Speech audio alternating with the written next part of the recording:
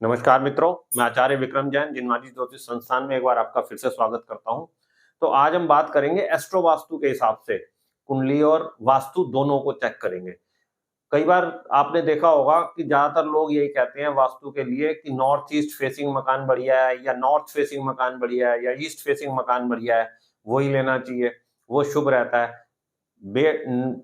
No doubt कि वो मकान शुभ रहते हैं, लेकिन कई बार आपने ये भी चेक किया होगा या कई बार देखा होगा, कई मेरे पास भी कई क्लाइंट्स ऐसे आते हैं कि जी हम नॉर्थ ईस्ट फेसिंग मकान में रह रहे हैं, फिर भी हम परेशान हैं।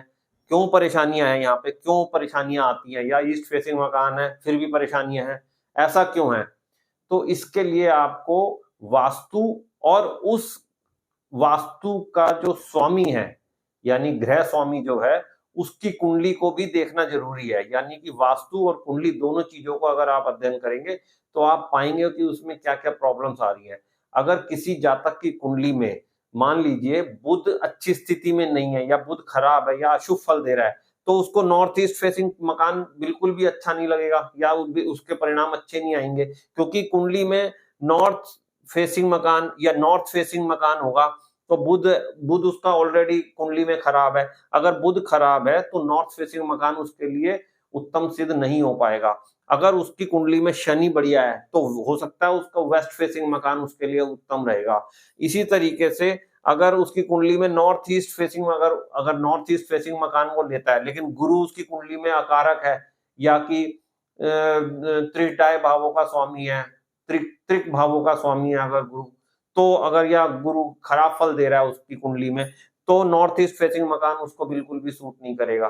तो इसी तरीके से हम ये चेक कर सकते हैं, कुंडली और वास्तु दोनों को साथ रख के हम ये चेक कर सकते हैं कि उस जातक को कौन से फेसिंग मकान में शुभ फल प्राप्त होंगे। जिस ग्रह जो कुंडली में सबसे उत्तम ग्रह होगा, जो सबसे अधिक अच्छे फल दे रहा होगा, उसी ग्रह से रिलेटेड जो दिशा होगी उसका फेसिंग अगर वो मकान लेता है तो उस जातक को उस मकान में रहने से शुभ फलों की प्राप्ति होगी।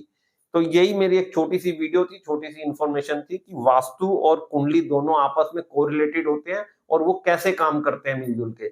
तो आशा करता हूँ ये छोटी सी इंफॉर्मेशन आपको बहुत अच्छी लगी होगी। इंफॉर्मेशन छोटी है लेकिन काफी कामगार है। तो आशा करता हूँ आप सबको पसंद आई होगी। बहुत बहुत धन्यवाद।